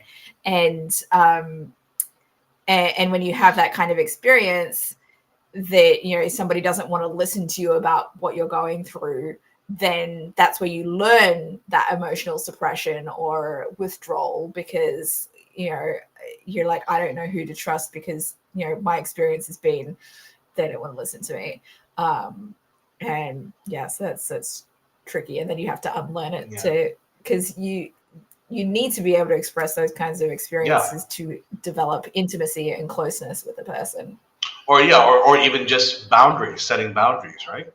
Exactly. Yeah, for sure. All right. Looks like Veritas is Bonjour. Welcome back. So he says, the desire to be accepted by one's social group infects both sides, Trump followers and Trump haters. It's why I avoid political stuff completely. I usually just see people repeating the talking points of their own group. Yeah, I mean, like if you think about it, tribalism is something that has gone with us for a long, long time, and people mimic, people parrot what they see, what they hear, and it's not that surprising, really, unfortunately. Yeah, I try to listen to the different perspectives of things and so on, but I'm definitely much more in the blue sphere of things politically. So I've definitely been prone to just expressing those same talking points. But I try not to I try to speak more on how things directly impact me. So, like, for example, this week with RFK Jr.'s autism list, like that's I had a friend reach out to me the day that kind of came out in the news, and like he messaged me, he's like, do you have time to talk? And I'm like, what does he want to talk about?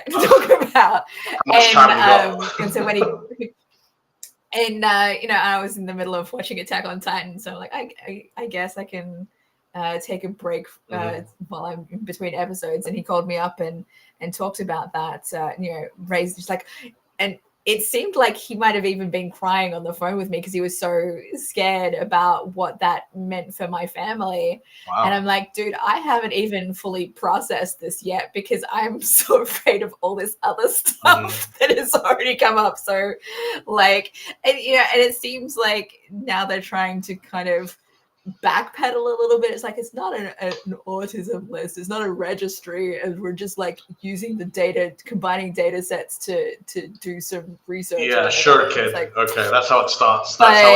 Yeah.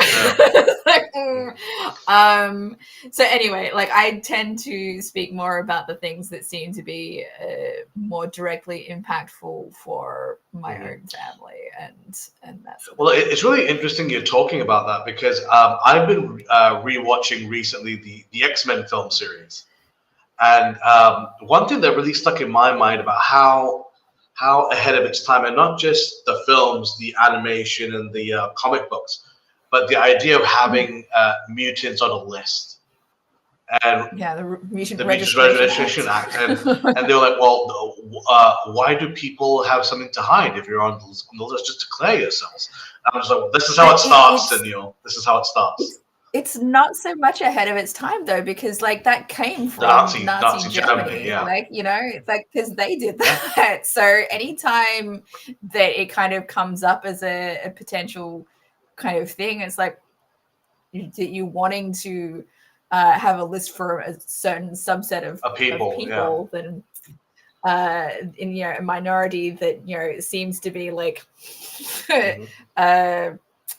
less than, because it's usually like this is a lesser than group of people, and that's when it can get scary because it's like, what are you going to use that list for?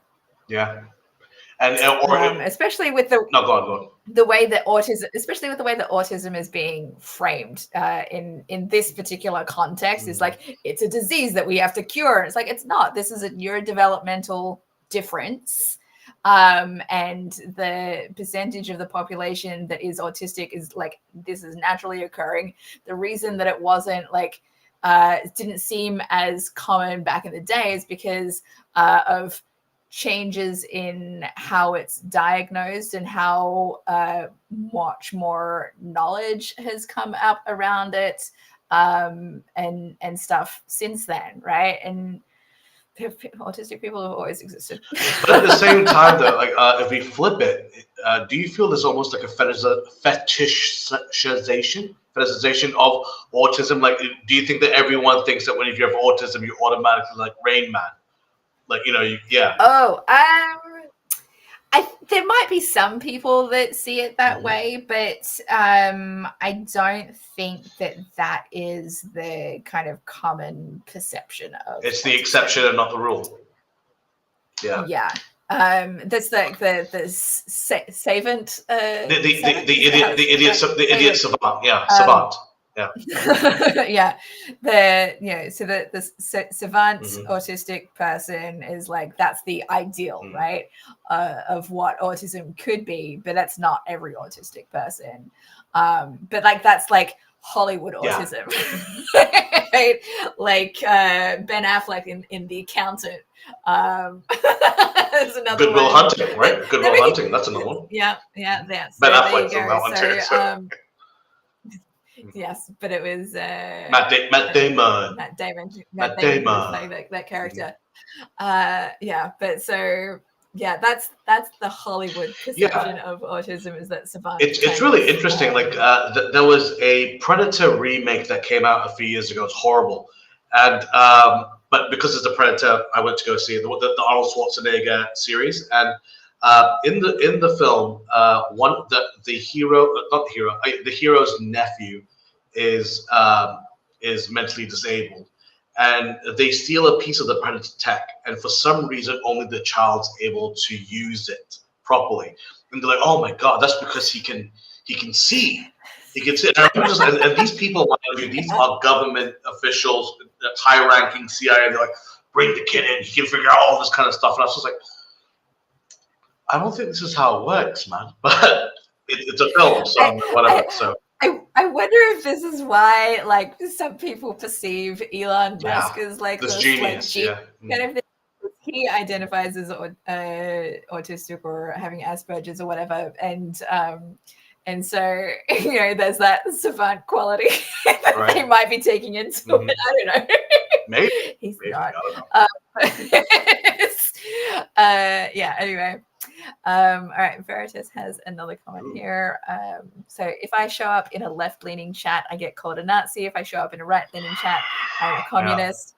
People can't comprehend my lack of group and need to stereotype me into an enemy. That that's such a common thing. Like that's I need to gang up against this person if it's not what I like to take in those different perspectives. Well, that's the thing. If you're always going to be right down the middle, people will get offended by that too. They're like, "Why don't you pick a side, bro? Like like you stand up for your stand up for what you believe in." But there are so many commonalities of what people want on both sides that it should be possible to come together somewhere in the middle. Just because, but people stick to those, more fear-based, fear-mongering talking points rather than and so when you're stuck in that fear-mongering mindset, then it can be harder to come together in the middle and agree on those commonalities, right? Yeah, agree. Yeah. All right, my dad says the repeating points helps them rationalize to themselves. I mean, that's why repetition is so calming, isn't it? Because if we're in a routine, this is normal, this is comforting, we're safe. So that's why some people like binge watch shows that they've already watched because they know what to expect. Like, that's not repetition. I know what to expect. It's fine. Yep. It's your comfort food. That's all it is. All right. Looks like Veritas is heading off. Okay, I have to run. I have to work early. I need to hit up some random chats and amuse myself. Glad I found you again. I'm sure I will next time too. And I will try not to dominate the conversation. No, please. I appreciate Dominate away. Joining us. Dominate away. Have a good night, lady and fella. Thank you so much for joining us. You might be gone already. Very good talking points. Thank you. Yeah, anyway. Very good talking points. All right. Next question. All right. I've got two more questions, so let's try and get through them before we end up. Even if it's a little over the 2-hour mark, we'll try and get through them so that we can have a different topic next week. Woohoo! How do you build emotional resilience without disconnecting from your own sensitivity? Ooh. Oh my God, that's hard. That's so hard. Yeah. Well, I mean, like the first thing that comes to my mind is stoicism, right? The idea that you can objectively feel something without there being a personal attachment to yourself. So, I mean, like for example, empathy, I think, is the strongest one of emotional resilience. Because I mean, hypothetically, if I want to, I mean, I can't imagine what it's like to be a blonde, blind woman from Norway, but I can empathize with that person, right? So emotional resilience, for me, doesn't mean that you wall yourself off. It means that you be able to connect with someone else or with a different circumstance. So yeah, that's my interpretation of it. What about yours? I'm thinking about it in terms of like how I've had to compartmentalize my experiences. Like a very good example for me would be when I was going through my divorce. Yeah. And I did actually had to like I compartmentalized those things. Like I was still sensitive to things, but I had to compartmentalize what, like anytime that my ex-husband tried to say something to me that to try and trigger me, like he would intentionally try to trigger me into reacting emotionally. I'd have to like set aside what my feelings were, process them later, but like not react in the moment to what he was to doing. And that, I guess, built some emotional resilience. But it's so, it can be really hard to compartmentalize. Like it takes a lot of strength to set your feelings aside and not respond or react in the moment, and allow yourself to, because you still have to process and feel what that experience was later, with otherwise it's going to come back and bite you on the outside, as we've kind of been talking about. It'll be 10 times worse. Yeah, exactly. Because if you don't go through and then process it, then something, you'll have a relationship with somebody else, and something they'll say will trigger your memory of that other experience, and then you'll might react or blow or up shut down in that moment, and it won't be about what happened in that moment. It will be like a trigger from that memory that you never processed or dealt with at the time. So yeah, it's a bit tricky to have that setting things aside, compartmentalizing, and remembering to come back to feeling those experiences, and so it doesn't trigger you later on. Interesting. My dad has a comment on media autistics, like The Good Doctor, Sheldon in Big Bang, House, I've House, quirky detectives that observe differently, like Monk. Did you watch? Of course I did. Yeah, Tony Shalhoub. Yeah, or even Criminal Minds. One of the characters is like has a form of autism, and everyone treats him like, but he's the youngest member of the team, but he's the brilliant one. So I'm like, okay, okay, that's a stereotype. There are definitely a lot of characters, and I think there's more diverse range of autistics represented in media nowadays, and they're not always labeled as such. But like, if you're autistic, then you can recognize them. Like, that's my people.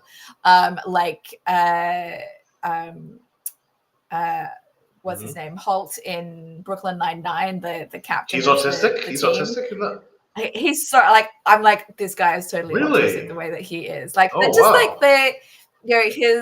very emotionless, right? But like, and it's like, there's a lot of very things. happy. Oh my God, this is so autistic. So that's interesting. I'm like, oh my God, it's like, as we've talked, I think I've talked about this in the past, like L in Death Note, like so autistic. But again, like savant type. All right, last question. What would you tell your younger self about being a man in today's world? Kindness does not mean weakness. Probably.